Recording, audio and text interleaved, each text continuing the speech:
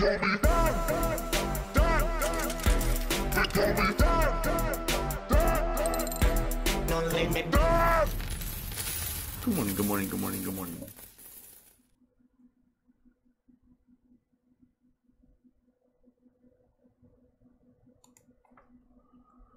Market cap 286.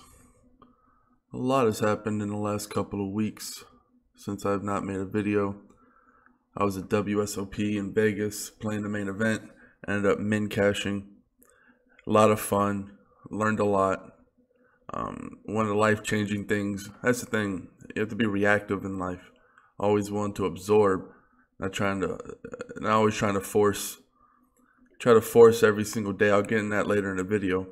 But one of the biggest things I learned was you take it day by day, because the WSOP poker was very tough, right? I wasn't used to sitting there for 10, 12 hours playing against, just playing at a high level, 20-minute break after every 2 hours, and then you get an hour for dinner break. So it was tough, but it was it was a very great experience, because I learned that you take it day by day, but not only day by day, you take it hour by hour, even minute by minute. Every single day right now. A lot of people, it's easy just to let your brain wander, kill hours doing nothing, which might be the right thing to do in that given moment. But just to be aware of the fact that you're able to take it day by day, and you don't have to, you look at like the room full of people and you're thinking, man, that's a lot of people to get through. It's a lot of survival. You can relate that to all aspects of life. The big mountain, right? But if you just focus on each climb day by day, you get a little higher. And when you enjoy the process, you enjoy doing that, before you know it, you're at the top and you're more energized and you actually enjoyed it, because the whole thing about life is enjoying it. You're not going to get another second chance, right? Like at the end of this, you might have a lot of money, but if you didn't enjoy the process, what was it for anyway? Enjoy life while you can. It's one of the biggest things I learned in the WSOP. I'm going to dive right into the market. Bitcoin has been doing, the market in general, right? Bitcoin is kind of that stable rock in the market. As you can see, if it shows a little red, not even 1%, look at the difference. -5 for Ethereum, Bitcoin Cash, -6, EOS. Like these coins, EOS has been on the wild end. It's kind of like the tail of these top five. If Bitcoin's like the head and shoulders, it's going to be the most stable. And then when it moves, you can see like things start to, but EOS has been acting like the tail, because it's been the most volatile. It's been going up and down. It can go up 14, 20% in one day. It can go down double digits in one day. So it's something to look at. A lot of growing pains with EOS, just because a lot of the bad publicity, a lot of people are hating on it. Let them hate. It doesn't matter. When you see, the thing about it is, it's the same with a lot of coins. A lot of people, a lot of smart people are investing in EOS. They just got Jihan Wu. They just got Peter Thiel. It just keeps happening, right? And what people say, oh, those guys are crazy. Why are they investing? And it's just because you're not going to, a lot of people are purists, right? They see the market and they say, this is how it should be, and I'm not investing in anything unless it's this way. And they don't see how the world works. Like, not everybody holds your ideals. It's just a fact. And I don't know. I just believe that I've always invested in projects that I personally like.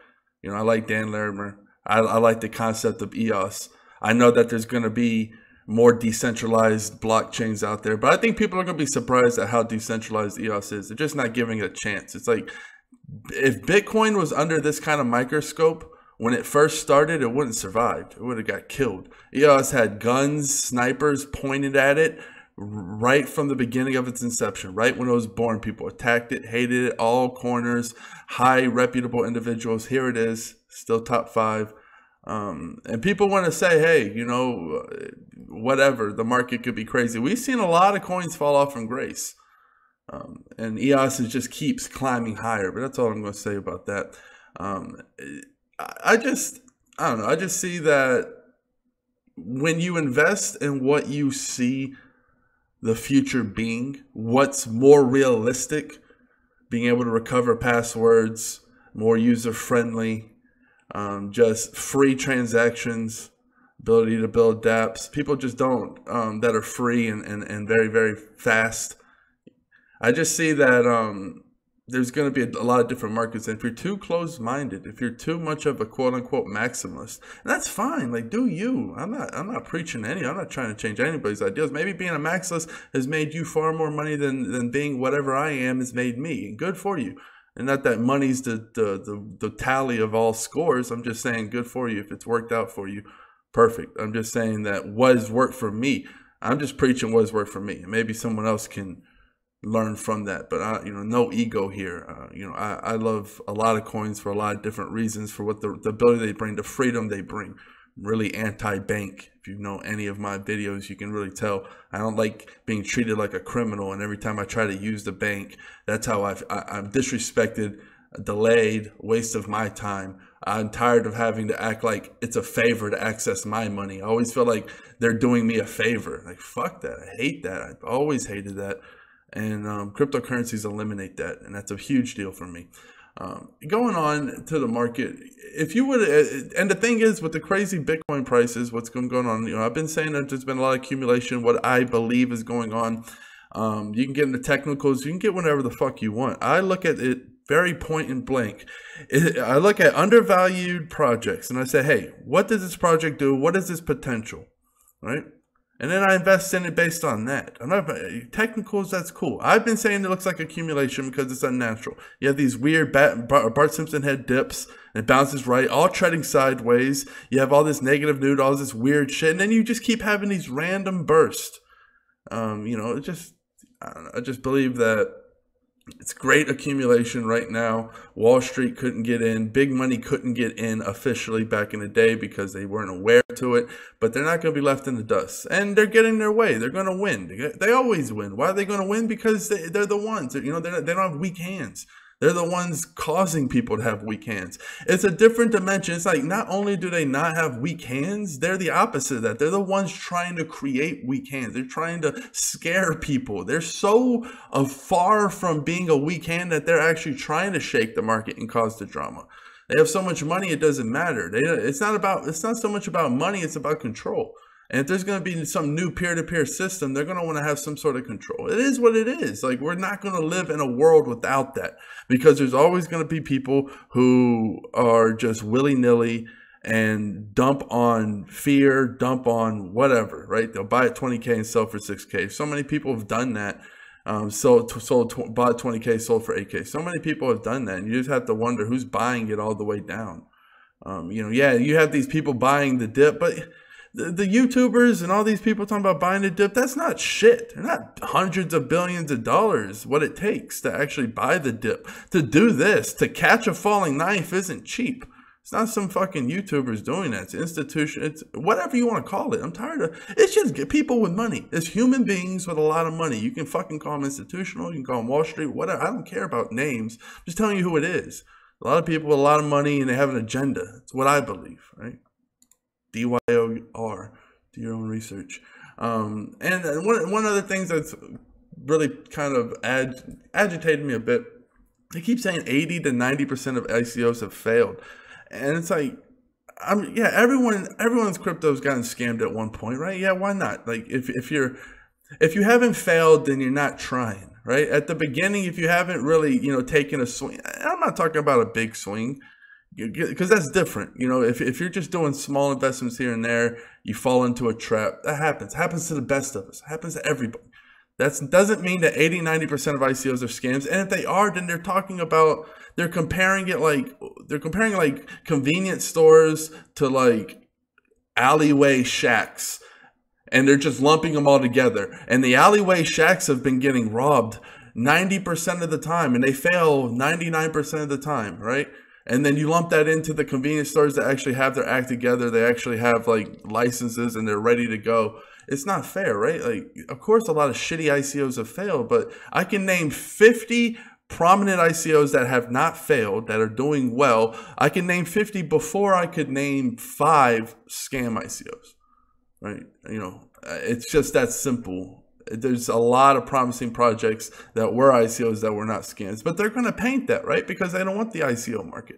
Why would they? Why would they want free and open trade? Why would they want people, the small class? How many people have come up from, they got in before 2000, in the beginning of 2017, gotten some good ICOs, gotten some good coins? How many people's life has changed because of that? You think a lot of these people, I heard a really weird quote from a super rich person, multi-billionaire, and they say, I want to have all the money because it's no fun if everyone's rich.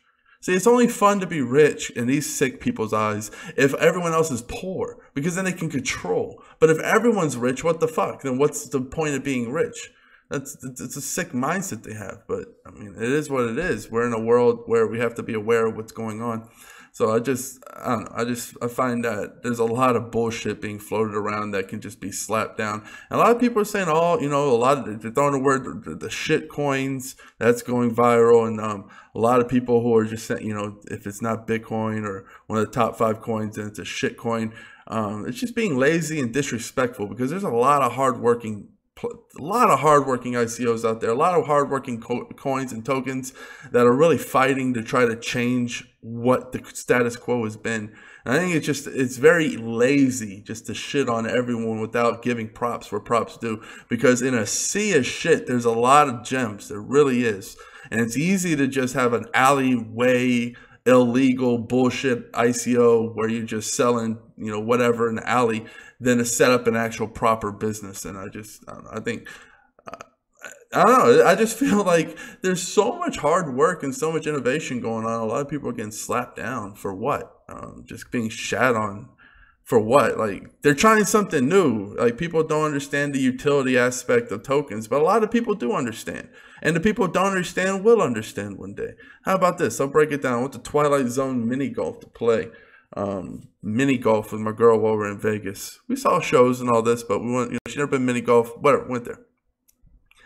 And when you go to play, you have to convert your dollar bills to tokens. And of course, what happened? Utility token, like in my head, like this has been going on forever. But I'm not going to just sit there and say, no, the machines must accept my fiat, or I'm not going to take these tokens. What good are these tokens? What are they backed by? Like, you don't understand. They're backed by value. The new currency is value. Bitcoin, it doesn't matter. Like, fiat currencies are dying so fast because the people are using cryptocurrencies. It's about value exchange. We went from being, we're going back to the days of I'll trade you a chicken for your water bucket, the barter system. That wasn't good, so they invented gold. We all know what happened, right? Well, we all know, like, the inefficient barter system became efficient and then became a scam, a Ponzi, basically, at the end, with fiat money being printed out of nothing. Well, we're going back to that era of I'll trade you my chicken for your water bucket, but it's digital data, it's value. Something like, if you have a token that's resourceful and needed for a service, you can exchange that for someone who wants to use that service, right? Not everyone wants a chicken, but some people do. Not everybody wants the water bucket, but some people do. Hey, you might match. There's billions of people now. This is what's happening. It's not because the dollar is very inefficient. Very inefficient. If I run my business, I have to mold my business around the dollar. That means to go across a border is a hassle. You have to have exchange fees. You have to deal with all kinds of bullshit. You're at the mercy of people who will hold your dollar, like banks and PayPal, and they can shut you down at any time, charge ridiculous fees. You can't send money on, past certain hours and on Sunday and all kinds of crazy, weird, stand on one foot, hold your one hand up and squish your nose 5 times type bullshit, whether it just make you jump through loopholes to actually use your money. That age is gone. The dollar makes business tough. You should be able to create your own unit of value. If your business is valuable, if people want to use your business, they'll buy whatever the fuck you tell them to buy. Especially if you say, hey, all right, yeah, you can use dollars, but you get 20% discount if you use the tokens. It's a no-brainer. People are, yeah, all right, whatever. Especially if it's easy, especially if it's the same as, well, I'm just handing you the fiat anyway, right? So it's the same difference. Being able to convert value. I believe being able to have customized valuable tokens that tokenize your what you bring to the table, so you can mold it to whatever you want. You can make it, you can have inflation for reasons, you can have deflation, you can have burning, you can have how many units of account do you really need. There's the endless ways of how you can make it the perfect unit of count for your business, so your business or whatever you're building isn't slowed down by the dollar or by any other. You're not at the mercy of another blockchain or anything. If you have, that's why I'm really bullish on companies built on top of blockchains, because they can, especially when they're blockchain agnostic, when they can move blockchains, it's very powerful because they already have their business set up. They already have everything set up. They just need to plug and play. Just think of it as like plug and play. You have all these badass blockchains. One goes down, whoop, well, I'll just plug and play into another blockchain. That's what it's going to become with interoperability and how these cross chains, side chains are going to act. It's going to be very easy, just almost like switching onto another highway. And if you really have your act together and you're built on top of this blockchain, not blockchain agnostic, these businesses are going to skyrocket simply because they don't need middlemen. They cut out a lot of fees. Fees, speed, rule the world. So I'm probably getting on a little bit too far here, but there was one more thing. I'll get into it next time. All right, yeah, I'm going to kill it here. Cheers. Peace.